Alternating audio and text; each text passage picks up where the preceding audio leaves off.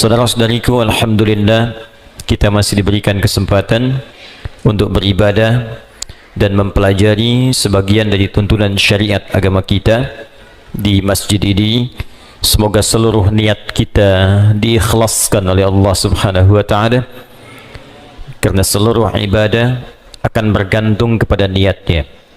Demikian Nabi Muhammad SAW menyampaikan pesan kepada kita dalam satu hadis yang diriwayatkan oleh sahabat mulia Umar bin Al-Khattab Abi Hassin radhiyallahu taala anhu, dan dinukil oleh Al-Imam Al-Bukhari dalam pembuka kitab sahihnya pada nomor hadis yang pertama dalam kitab Bad'ul Wahyi, innamal a'malu binniyat wa innama likulli imri'in ma nawa. Sungguh seluruh aktivitas pekerjaan apalagi ibadah itu akan bergantung kepada niatnya.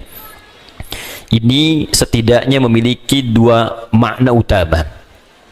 Pertama, semua hal yang terkait dengan motivasi, khususnya niat, itu akan sangat menentukan capaian, kesungguhan dan kesuksesan sebuah pekerjaan. Kalau niat kita sempurna dalam mengerjakan sesuatu, maka motivasi untuk mengerjakan pekerjaan itu pun akan maksimal dan sempurna. Anda niatnya sempurna untuk belajar, maka semua energi kita pun itu akan maksimal digunakan untuk belajar. Anda bekerja dengan niat yang tulus menyempurnakan pekerjaan, maka energi kita pun akan sempurna untuk memaksimalkan pekerjaan yang kita tunaikan. Dalam pendekatan ukhrawi atau akhiratnya, maka niat akan menentukan nilai pahala yang Allah berikan kepada kita terkait aktivitas yang kita tunaikan sebagai ibadah ataukah bukan. Jadi begitu kita kerjakan diniatkan karena Allah, maka berubah ia menjadi ibadah dan disitulah kemudian memiliki nilai pahala. Tapi sebaliknya, sekalipun itu tampak ibadah, bagian dari ibadah, tapi niatnya tidak ditujukan untuk kepentingan ibadah, maka dia tidak memiliki nilai pahala di hadapan Allah Subhanahu wa taala. Saya berikan contoh begini, misal dia terlihat seperti ibadah, salat itu ibadah, infak itu ibadah, tapi ada orang yang bahkan dicela oleh Allah ketika salat, tidak dianggap ketika infak. Siapa mereka? Yaitu orang yang tidak meniatkan ibadahnya untuk ibadah. Fawailul lil musallin, celaka orang solat. Anda bayangkan, orang solat ada yang dinilai celaka, apalagi yang tidak solat. Tapi siapa yang solat dan celaka ini? Alladzina hum an salatihim sahun, yaitu orang yang lalai dalam solatnya. Lalai yang dimaksudkan apa? Apakah lalai ini lupa rakaat? Apakah lalai ini melambat-lambatkan solat? Ternyata definisi lalai yang pertama yang disebutkan di ayat ini, teruskan ayatnya, alladzina hum yura'un. Pertama, yang lalai dalam niatnya. Lalai dalam niatnya. Seorang yang ibadah, motivasinya ingin dilihat Allah. Ini yang paling pertama dari niat. Ketika seorang ibadah, maka keinginannya dilihat oleh Allah. Itu yang disebut dengan ihsan namanya. Hadis Muslim nomor hadis yang ke-8. An ta'budallaha ka'annaka tara fa illam takun tarahu fa innahu yarak. Maka engkau menjadikan ibadahmu itu semua ingin dilihat oleh Allah. Walaupun engkau tak mampu melihatnya, maka engkau yakin kau diperhatikan oleh Allah Subhanahu wa taala. Ingin dilihat oleh Allah disebut ihsan sifatnya. Orangnya disebut muhsin. Ingin dilihat oleh makhluk, salah niat, maka disebut riya namanya. Alladzina hum yura'un. Maka terlihat seperti ibadah, tapi disebut celaka oleh Allah Subhanahu wa taala karena gagalnya niat. Demikian infak. Orang yang infak dengan tujuan bukan karena ibadah, hanya ingin dilihat oleh orang lain, maka disebut oleh Allah seperti orang yang bekerja tapi tak ada nilai. Seperti mengumpulkan pasir-pasir yang lembut lalu dihempas oleh buih-buih air yang kemudian menghabiskannya. Quran surah kedua Al-Baqarah ayat 264. Ya ayyuhalladzina amanu la tubtilu sadaqatikum bil manni wal adza kalladzi yunfiqu malahu ria'an nas Hei orang-orang yang beriman, jangan engkau gugurkan, batalkan. Jadi ada yang disebut oleh Allah batal amalnya. Salah niat, batal amal. Dikerjakan tapi tak punya nilai. Kayak orang kerja nggak punya gaji. Orang kerja tak dapat upah. Orang ibadah tak dapat pahala. Dan disebut oleh Allah batal amalnya.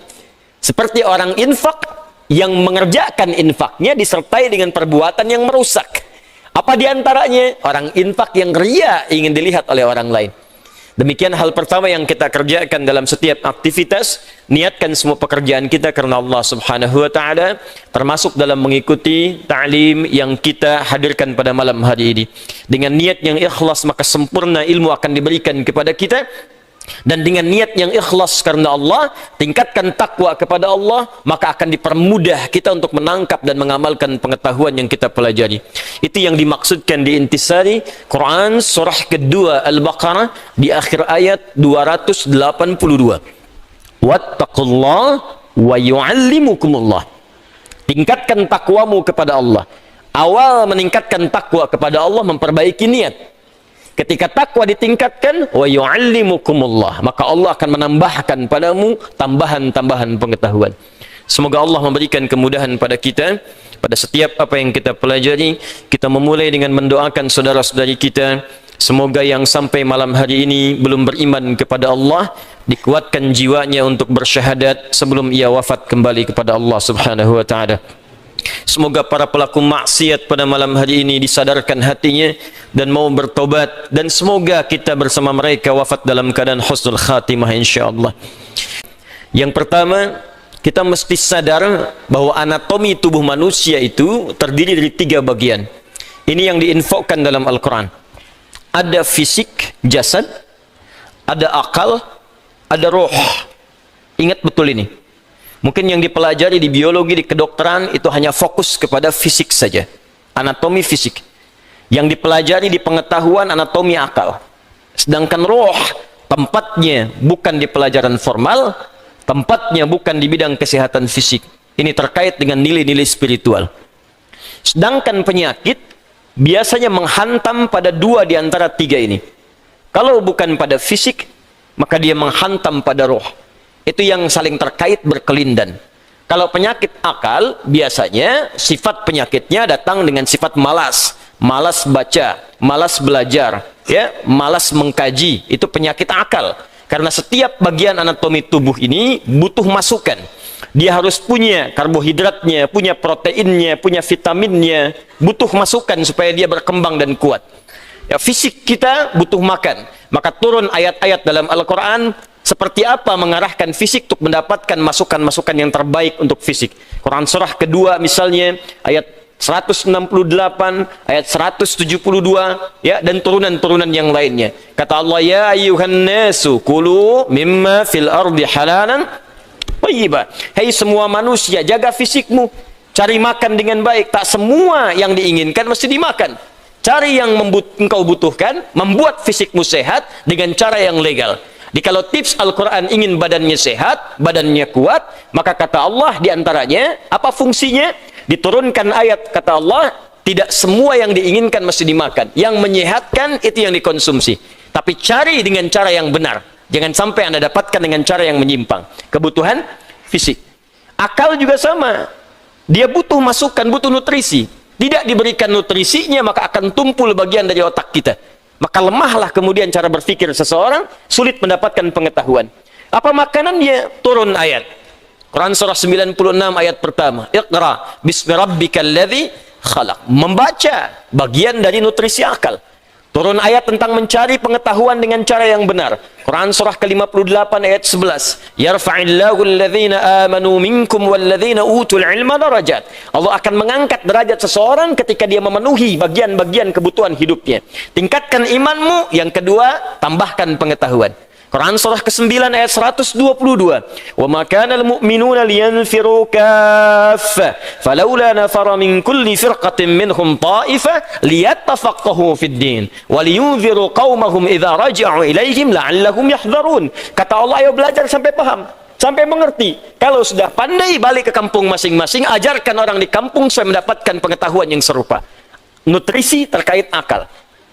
Ruh Tidak banyak dipelajari. Sejak zaman Nabi orang bertanya pada Nabi sallallahu alaihi wasallam, Muhammad, apa esensi roh? Bagaimana sifatnya? Bagaimana bentuknya? Apa nutrisinya? Turun Quran surah ke-17 ayat 85 untuk menjawabnya. Yas'alunaka 'anir ruh. Qulir ruhu min amri rabbi wa ma utitum minal ilmi illa qalila. Muhammad sallallahu alaihi wasallam, mereka semua banyak bertanya kepadamu tentang esensi roh. Katakan pada mereka, roh itu urusanku. Semua infonya hanya dimiliki Allah Subhanahu wa taala. Dan kalian tidak diberi pengetahuan kecuali sedikit. Sedikit untuk urusan fisik, silakan. Ya, gali analisis terkait tentang fisik, bedah. Dapatkan kebutuhannya, teliti bagian-bagiannya, dapat kita infonya. Tentang akal silahkan temukan, kreasi. Dapatkan ciri-ciri pengetahuan yang baru, bidang-bidangnya, turunan-turunannya. Tapi roh, kata Allah, hanya aku yang tahu nutrisinya. Maka diturunkanlah kemudian nutrisi roh untuk menguatkan nilai spiritual seseorang yang bisa menguatkan fisik dan akalnya. Awas, hati-hati ya. Kalau fisiknya sakit, tapi rohnya sehat, itu boleh jadi daya tahan tubuhnya semakin kuat. Dalam arti, bisa jadi walaupun fisiknya kurang sehat, tapi rohnya kuat, dia bisa menjalani kehidupan dengan baik. Tapi kalau rohnya sakit, walaupun fisiknya terlihat sehat, sesungguhnya dia dalam keadaan selemah-lemahnya dalam beraktivitas. Nanti kita akan buktikan. Ya, apa nutrisinya? Ibadah.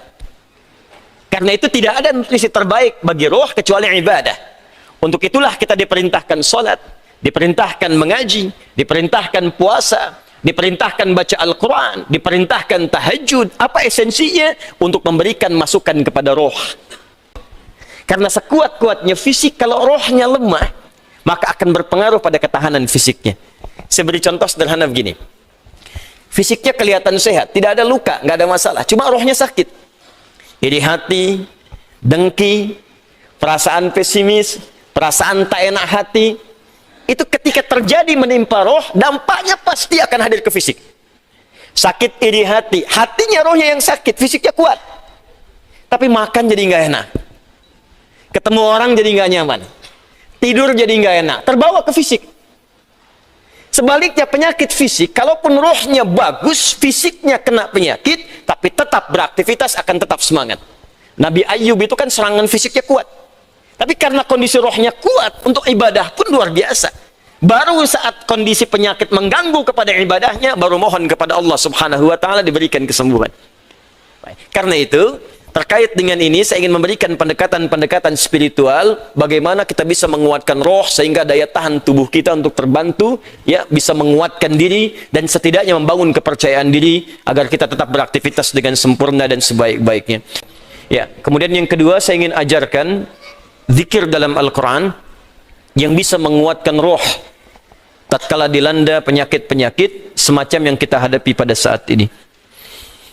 Satu, jika kita tidak tertimpa dengan penyakitnya, tapi khawatir itu hadir di lingkungan kita, maka diajarkan doa oleh Al-Quran terkait doa yang pernah dibacakan Nabi Ibrahim alaihissalam.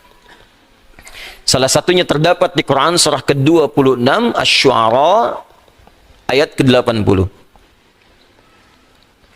Wa idza maridtu fahuwa yashfin. Wa idza maridtu fahuwa yashfin. Singkat, padat. Wa idza maridtu fahuwa yashfin. Kalaupun aku sakit, apapun penyakitnya, pasti Allah akan menyembuhkan. Saya ulang ya. Wa idza maridtu fahuwa yashfin. Kalaupun aku ditimpa penyakit, apapun penyakitnya, pasti Allah sembuhkan. Ini bentuknya fi'il madhi tapi maknanya mudhari'. Jelas ya? Kalaupun aku sakit, wa idza kalau ketemu fi'il madhi maknanya mudhari'. Sebaliknya, mudhari' ketemu dengan iz maknanya madhi.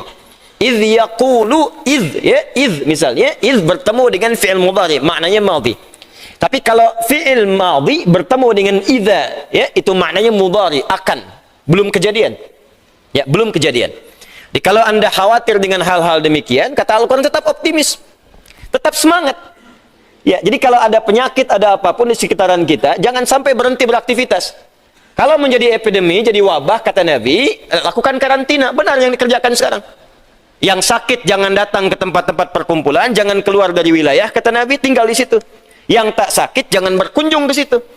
Nah, itu perintah yang Nabi sampaikan ketika menjadi kepala negara. Maka kalau sekarang kepala negara atau lewat kementerian menginformasikan, jangan dulu orang asing masuk ke sini. Atau yang kena penyakit jangan berbaur. Nah, itu bagus, kita ikuti. Ikuti. Sekarang DMI, Dewan Masjid Indonesia, memberikan pengumuman, ada 6 poin di situ. Kita ikuti dengan baik. Ya, jadi kalau yang sedang sakit, sedang flu, batuk-batuk dan sebagainya, dirasakan bisa menular misalnya, maka tinggal di rumah. Salat. Ya, jangan berbaur dulu, khawatir menular. Itu standar dalam hadis Nabi.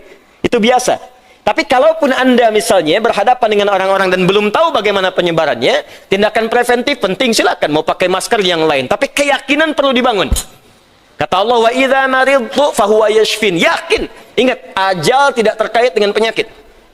Ajal itu terkait dengan maut. Ingat baik-baik. Ajal terkait dengan maut, bukan dengan penyakit. Ya, belum tentu Anda ditimpa penyakit langsung meninggal, belum tentu. Karena banyak orang sehat pun wafat seketika. Jadi gak ada kaitan penyakit dengan kematian. Ingat ya, kematian terkait dengan ajal. Quran surah ke-7 ayat 34. Walikulli ummatin ajal. Setiap umat ada batas waktu hidupnya.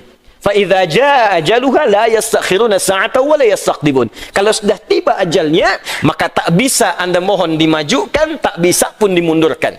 Ayat ini ingin mengatakan, sudah kalau mau itu urusan Allah. Mau dengan kematian, mau dengan maaf, mau dengan penyakit, mau dengan yang lainnya, kalau tiba ajal ya meninggal. Kalau belum tiba ya nggak akan wafat. Makanya nggak usah terfikir bunuh diri, nggak ada kerjaan. Ya. Minum baygon misalnya 1 kontainer ya, kalau belum tiba ajalnya nggak akan wafat. Ya, jelas ya. Dan kalaupun sedang sakit jangan dikait-kaitkan dengan kematian. Mungkin yang nengok meninggal duluan. Bisa jadi begitu. Atau dokter yang mengobati wafat duluan. Ya, mungkin terjadi. Karena itu kalaupun Anda kemudian misal ada vonis dari dokter, Anda terkena, Anda suspek, Anda macam-macam, tidak. Jangan simpulkan dengan hal-hal yang kecil dulu. Ketika Anda simpulkan, dekatkan dengan kematian, justru itu akan menurunkan imun Anda sehingga kekebalan tubuh itu semakin menurun. Kuatkan. Ya, wa idza maridtu fahuwa yashfin. Kalaupun saya sakit, Allah pasti akan sembuhkan. Tapi jaga diri baik-baik dengan hal-hal yang tadi diisyaratkan. Yang kedua, kalau Anda terkena penyakitnya dan divonis menjadi bagian dari ahli penyakit itu, misal yang sekarang terkena misalnya kena corona, atau kena yang lain, kena cancer, kena macam-macam, maka Allah ajarkan zikir yang selanjutnya yang bisa Anda bacakan, tapi tolong dibacakan dengan penuh keikhlasan dan permohonan kuat kepada Allah Subhanahu wa taala. Saya akan gabungkan 3 surah sekaligus. Insyaallah kalau Anda bacakan dengan benar, di situ ada janji dari Allah seperti Allah janjikan kepada Nabi Ayub, penyakit apapun selain kematian Allah akan berkenan menyembuhkannya. Pertama, saya urutkan dulu dari urutan ayatnya. Quran surah ke-17 ayat 82. Sudah? Ayat 82. Disambungkan ke Quran surah ke-21 Al-Anbiya ayat 83 sampai 84. Nanti saya bacakan ayatnya. Terakhir ditutup dengan Quran surah pertama Al-Fatihah ayat 1 sampai 7. Quran surah ke-17 Al-Isra ayat 82. Quran surah ke-21 Al-Anbiya ayat 83 sampai 84 dan ditutup dengan Quran surah Al-Fatihah ayat 1 sampai ayat 7. Sekarang perhatikan baik-baik. Awas, ini bukan ilmu takatik ya. Ini isyarat Al-Quran. Wa nunazzilu minal Qur'ani ma huwa shifaa'un. Ini poinnya. Wa rahmatul lil mu'minin wa la yazidul zalimina illa khasara. Wa nunazzilu minal Qur'an, dan kami turunkan dari ayat-ayat Al-Quran itu ma huwa shifaa'un, ada yang bisa menjadi syifa. Apa itu syifa? Obat. Apa itu obat? Syifa. Ibu syifa, ibu obat. Baik. Obat penawar itu ada 2 nama. Seperti penyakit pun ada dua nama. Satu, obat bagi penyakit fisik yang standar, disebut dawa namanya, dawaun. Penyakitnya daun, obatnya dawaun. Ya, ada riwayat mengatakan likulli da'in dawaun. Setiap penyakit pasti ada obatnya, kecuali kematian. Ya, kecuali kematian. Selain kematian, kata Nabi, ada obatnya. Ya, kalau kita mau kreatif, kita dapatkan analisis, dapatkan hadis. Ya, likulli da'in dawaun. Da itu penyakit fisik. Ya, pusing, sakit perut, sakit gigi, macam-macam. Kata Nabi, Anda kreatif, dapat obatnya. Obat untuk fisik ini disebut dawa namanya. Ada yang kedua, disebut dengan maradun. Maradun. Marad itu lebih kepada penyakit hati, penyakit jiwa, roh. Quran surah kedua Al-Baqarah ayat 10, fi qulubihim marad fazadahumullahu marada. Ada orang-orang munafik yang kena penyakit. Fisiknya sehat, kuat, ke masjid nomor 1, saf pertama dia. Cuma di hatinya ada penyakit. Ya, masuk masjid nyanjung Nabi, keluar masjid mencela Nabi. Nah, itu penyakit, hati-hati. Masuk masjid, nyanjung-nyanjung, keluar mencela-cela. Di depan berkata baik, di belakang menjelek-jelekan. Nah, itu sakit. Nah, itu sakit tuh. Ya. Apa penyakitnya? Marad. Obat penyakit hati, maka namanya bukan dawa, tapi disebut dengan syifa. Jikalau ada orang iri hati, orang dengki, mohon maaf, orang terkena penyakit hati yang lainnya, maka obatnya tidak akan pernah ditemukan di apotek atau di rumah sakit tertentu. Silahkan Anda datang ke Kimia Farma, datang ke apotek-apotek yang Anda dapatkan di sekitaran, Century dan sebagainya. Tanyakan, ada nggak obat penyakit hati? Ada nggak obat iri hati? Ada nggak obat dengki? Nggak akan ditemukan. Kenapa? Karena mereka khusus menangani penyakit-penyakit fisikal, disebut dengan daun. Tapi kalau syifa, maka ini erat kaitannya dengan penyakit yang pertama ini, penyakit hati. Di mana ditemukannya? Kata Allah, wa nunazzilu minal Qur'an. Solusinya ada dalam Al-Quran. Maka nanti Allah turunkan beberapa amalan-amalan yang saat dikerjakan amalan itu bisa menghikis, menyembuhkan, bahkan menghilangkan penyakit-penyakit hati. Cari ayatnya. Maka Anda akan temukan kalimat-kalimat dalam Al-Quran, ayat-ayat bimbingan. Ini obat untuk menghilangkan malas. Ini obat untuk menghilangkan iri hati. Bahkan ini mencegah penyakit dengki. Kalau ada orang sekitaran dengki dengan kita, bacakan ayat ini. Turun surah Al-Falaq. Kalau ada orang munafik, bacakan surat yang ini. Kalau ada orang ini, bacakan surat yang ini. Nah, pencegahan-pencegahannya, obatnya ditemukan bagiannya di Al-Quran. Tapi syifa juga memiliki makna yang kedua. Dia adalah obat bagi penyakit fisik yang sudah sulit ditemukan obat dan penawarnya. Kalau dokter sudah mengatakan, sudah ini nggak ada obatnya, ini belum ditemukan penawarnya, maka Allah turunkan kemudian beberapa ayat dalam Al-Quran berupa zikir-zikir tertentu yang kalau dilakukan dengan benar, maka melahirkan penawar yang tidak ditemukan secara fisikal. Apa diantaranya? Yuk kita bacakan Quran surah ke-21 Al-Anbiya ayat ke-83 sampai 84. Kenal Nabi Ayub? Bagus. Ada yang kenal di sini. Baik. Bukankah ujian Nabi Ayub salah satunya kena penyakit fisik? Bukankah ujian Nabi Ayub alaihissalam salah satunya kena penyakit fisik? Ya. Pertama ujian harta, habis semua asetnya. Yang kedua ujian keluarga, wafat semua anaknya. Yang kedua ketiga ujian fisik. Ditimpa, diuji dengan penyakit, maaf, yang belum ditemukan obatnya, tidak akan pernah dirasakan orang sebelumnya, tidak dialami orang setelahnya, saking parahnya penyakitnya. Dokter mengatakan sudah nggak ada obat. Orang mengatakan secara klinis mustahil sembuh, nggak ada obatnya. Maka apa yang dikerjakan oleh Nabi Ayub alaihissalam? Ingat, ini pesan dari Al-Quran. Ada isyarat begini, ketika manusia mengatakan, makhluk mengatakan ini mustahil, itu tanda pertama dari Allah supaya langsung kita diminta untuk memohon kepada Allah Subhanahu wa ta'ala. Jadi kalau ada orang mengatakan ini nggak bisa, itu langsung tanda langsung dari Allah supaya tinggalkan pendapat makhluk, minta kepada Khalik. Itu poinnya. Makanya seringkali ujian penyakit itu diantaranya mendorong kita untuk mendekat kepada Allah. Jadi kalau Anda diberikan penyakit sampai parah, nggak menyebut nama Allah juga, perlu dikasih apa lagi supaya ingat sama Allah? Jadi kalau diberikan yang paling parah, nggak sempat menyebut nama Allah juga, Anda perlu dikasih apa lagi?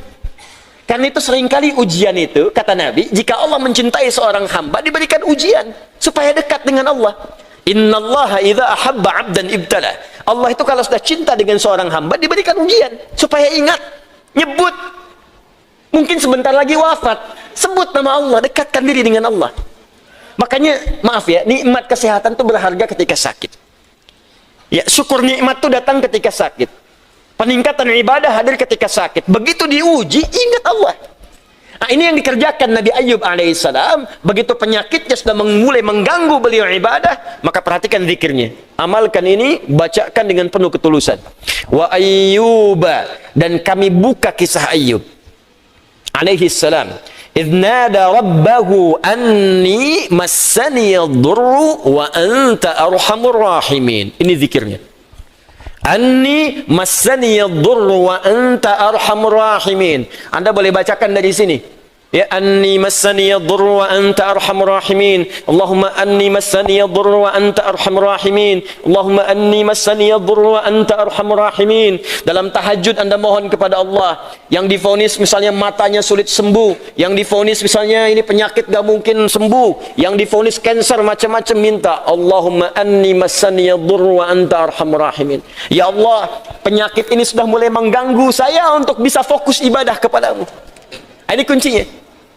Jadi kalau bacakan ayat ini, arahkan ke kepentingan ibadah. Jangan cuma minta sembuh. Sebab yang pengen sembuh pun banyak. Jangankan Anda, yang lain pun pengen sembuh. Apa motivasinya supaya Allah cepat sembuhkan kita? Maka dekatkan kesembuhan itu pada kepentingan ibadah. Minta, ya Allah saya pengen sholat. Berikan kesembuhan pada kaki saya untuk bisa melangkah. Ya. Ini peserta karantina Al-Quran, mungkin sebentar lagi akan datang kisahnya. Ada salah satu matanya yang nggak berfungsi. Divonis nggak bisa melihat. Nggak bisa melihat salah satunya. Dia ikut karantina. Dia baca Quran dengan tulus. Dia berdoa kepada Allah. Sekitar 2-3 hari yang lalu, tiba-tiba dia masuk kamar mandi, dapat cahaya, terbuka, melihat semua. Sekarang matanya bisa melihat normal dua-duanya. Minta, Allahumma anni massani ad-durru wa anta arhamur rahimin. Sebentar. Ya Allah, ini penyakit sudah mulai mengganggu saya untuk ibadah. Saya pengen ke masjid ya Allah. Saya pengen Jumatan. Saya pengen jamaah ya Allah. Cuman karena ini saya nggak bisa lagi jamaah. Bukankah Engkau menyukai hambamu yang jamaah ya Allah? Bukankah Engkau menyukai hambamu yang salat bersama ya Allah? Bukankah Engkau menyukai zikir ya Allah yang Kau dengar setiap waktu ya Allah? Wa anta arhamur rahimin, sedangkan Engkau yang paling sayang padaku. Kalau yang paling sayang saja tidak Engkau sembuhkan, lantas kepada siapa lagi aku mohon dan meminta? Kalau kepada yang paling sayang saja tidak menyembuhkan, kepada siapa lagi aku mesti meminta? Anda tahu apa jawabannya? Fastajabna lahu fakashafna ma bihi min dhurrin wa atainahu ahlahu wa mithlahu ma'ahum rahmatan min indina, ujungnya wa dzikra lil abidin. Kata Allah, kalau ada orang yang mengamalkan zikir ini seperti Ayyub mengerjakannya, aku akan sembuhkan penyakitnya, hilangkan semua kesulitannya, bahkan aku kembalikan aset-asetnya yang dirasakan hilang. Anda biaya keluar sekian juta, puluhan juta, miliaran dibalikin oleh Allah, seperti Allah mengembalikan Ayyub dan anak-anaknya plus aset-asetnya. Anaknya meninggal 12, sembuh kembali, istrinya hamil lagi. Setiap hamil, lahiran kembar, lahiran kembar. Lahiran sampai 12 kali, anak 24. Aset balik semuanya. Terakhir, bacakan surah Al-Fatihah dengan benar, karena Al-Fatihah disebut langsung juga oleh Nabi sallallahu alaihi wasallam sebagai syifa, seperti pernah kepala suku saya kisahkan di pertemuan awal, tersengat kala jengking dan medis mengatakan tidak mungkin sembuh, diruqyah kemudian dibacakan itu dan Allah berikan kesembuhan. Wallahu a'lam bissawab. Ini bagian dari ikhtiar roh, bukan bagian dari pendekatan obat fisik. Dan semoga dengan itu Allah memberikan ketenangan, kemudahan, dan menghilangkan segala kesulitan di sekitaran kita insyaallah.